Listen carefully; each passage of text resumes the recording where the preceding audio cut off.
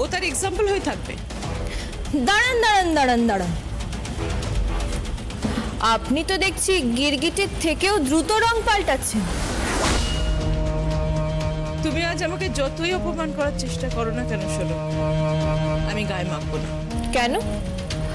আপনার কি গায়ের চামড়া মোটা হয়ে গেছে গন্ডারের মতো? শোনো, বুঝে কথা বলো। হ্যাঁ শাড়ি, শাড়ি দেখো কি বলবো বলো, আজকে আমি তোমার হয়ে কথা বলছি বলে শোলক আমাকে অপমান করছে। হ্যাঁ সঞ্জয় বলো না, আমি কি কিছু ভুল বলছি? কোনোটাই কি ভুল বলছি? ওকে আমি শুধু একজন গৃহবধূ হিসেবে দেখতে রাজি নই। ও আজকের মেয়ে, আজকের যুগের নারী। ও নিজের প্রতিভায়, সব মহিমায় দৃষ্টান্ত হয়ে থাকতে পারে। আমি তো সেটাই বলছি। ভুল বলেছি কি? তাও দেখো শোলক আমাকে অপমান করছে। এগুলো লোভ দেখানো হচ্ছে, লোভ দেখানো হচ্ছে। আপনারা ওকে লোভ দেখাচ্ছেন। না না না না না, ভুল করছো। আমি কোনো লোভ দেখাচ্ছি না, আমি ওর প্রাপ্যটা ওকে বলছি। তুমি তোমার ভাবনা দিয়ে দেখছো যেটা, সেটাকে তোমার লোভ মনে হচ্ছে। আমার ভাবনা দিয়ে আমার এটাকে প্রাপ্য মনে হচ্ছে। তফাৎ এটাই। শাড়ি দেখো, তোমাকে পল্লব যা যা বলেছি, তুমি যদি সেই প্রপোজালে রাজি থাকো ভালো, না হলে বলো কত চাই তোমার।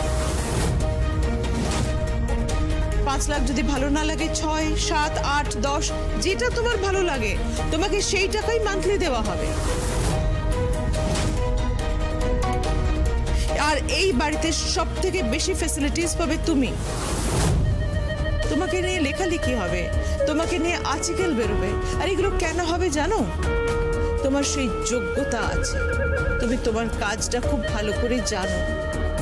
আর যারা কাজটা জানে না তারা তোমাকে ঈর্ষা করে।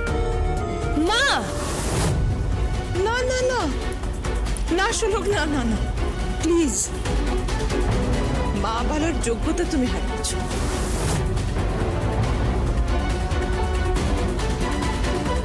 শাড়ি দেখো, আমার যা বলার আমি তোমাকে বলে দিলাম। এবার তুমি কি করবে, কি সিদ্ধান্ত নেবে, সেটা তোমার ব্যাপার।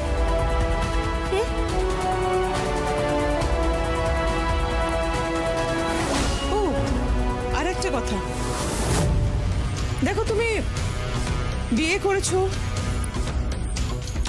ওর সঙ্গে সংসার করবে, হয়তো কষ্টে সৃষ্টি সংসার করবে, 2-4টে বাচ্চা কাচ্চা হবে, তাদের মানুষ করবে, বাচ্চা বড় করবে। শাড়ি এইটা না মেয়েদের খুব অ্যাভারেজ জীবন। আজকের মেয়েদের এটা হওয়া উচিত নয়। আজকের দিনে মেয়েদের নিজস্ব আইডেন্টিটি থাকা দরকার। মেয়েরা নিজের পরিচয় বাঁচবে, আর সেই সুযোগ আমি তোমাকে দিতে পারি শাড়ি। না না না না, ভুল বললাম, বলা ভালো, সেই সুযোগ আমি তোমাকে দিয়ে আমি ধন্য হব। কেন জানো? তোমার সেই যোগ্যতা আছে। তুমি তোমার যোগ্যতায় আকাশের চাঁদ ছুঁতে পারো। এবার তুমি দেখো তুমি কি করবে। তোমার বোনের কথাই চলবে না আমার প্রস্তাবে রাজি হবে, সেটা তোমার উপর।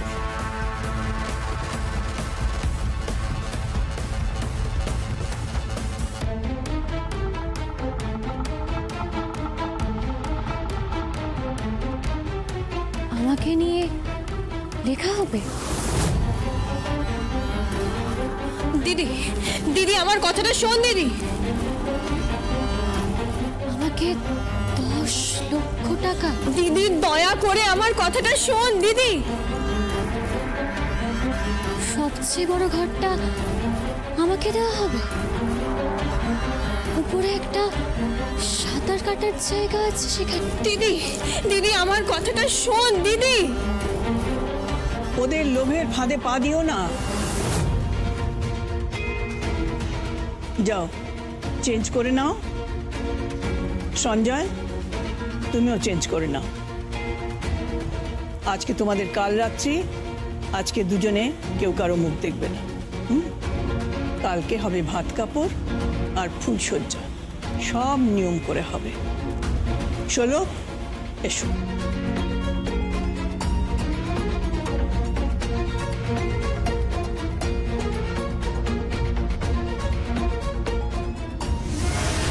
পাঁচ লাখ যদি ভালো না লাগে, 6, 7, 8, 10 যেটা তোমার ভালো লাগে তোমাকে সেই টাকাই মান্থলি দেওয়া হবে। আর এই বাড়িতে সব থেকে বেশি ফ্যাসিলিটিস পাবে তুমি। তোমাকে নিয়ে লেখালেখি হবে, তোমাকে নিয়ে আর্টিকেল বেরোবে। আর এগুলো কেন হবে জানো? তোমার সেই যোগ্যতা আছে। আমি আপনার প্রস্তাব গ্রহণ করব। মা, আপনি শুধু আমার শাশুড়ি মা না, আপনি আমাকে নতুন পথ দেখাবেন। আমি আপনার প্রস্তাব গ্রহণ করব।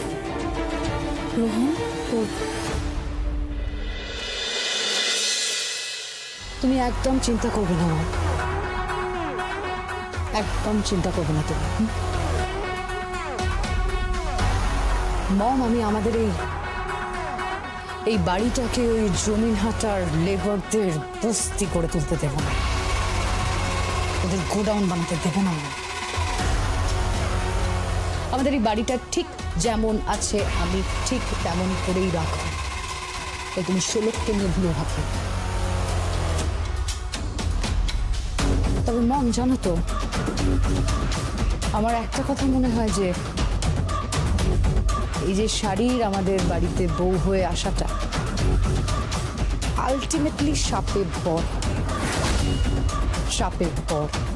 কেন হঠাৎ এই কথা বলছো কেন? তুমি বুঝতে পারছো না মম? দুই বোনের মধ্যে যদি ঝামেলা একবার লাগিয়ে দেওয়া যায়। কি বলছো তুমি? বলো তো, ওরা দুজনে দুজনকে কতটা ভালোবাসে, পরস্পরকে কতটা বিশ্বাস করে। ট্রাস্ট ওদের মধ্যে আছে। একে অপরের বিপরীতে যাবে না। যাবে মম, যাবে। কারণ মম, আমি শাড়ির চোখে না লোভের ছায়া দেখতে পেয়েছি, বুঝলে? আমি কিন্তু দেখেছি সেটা। প্লাস তুমি তো ইতিমধ্যেই গিয়ে অফার করে এসছো মেয়েটাকে।